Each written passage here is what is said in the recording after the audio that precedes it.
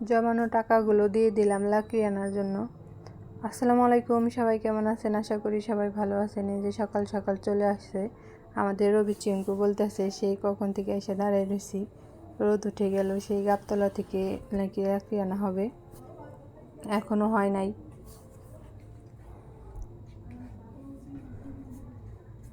এই যে লাকড়িগুলো নিয়ে আসছে,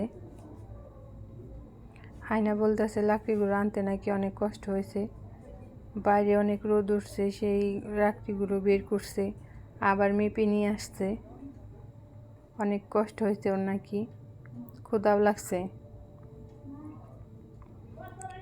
উপরের লাকড়িগুলো আমার জন্য নিয়ে আসছে, আমি মাটির চুলায় রান্না করি এর জন্য।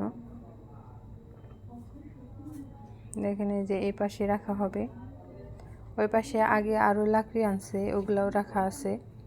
ওই যে বাইরে বলতেছি যে লাকড়ির উপরের যে পলিথিনটা ছিল ওইটা উঠিয়ে দেওয়ার জন্য, তাহলে ওইখানে লাকড়ি রাখা অনেক সুবিধা হবে।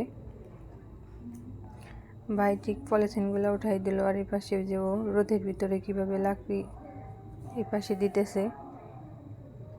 আজ এই পর্যন্ত, সবাই ভালো থাকবেন। আমাদের ভিডিওটা ভালো লাগলে অবশ্যই লাইক কমেন্ট করে যাবেন।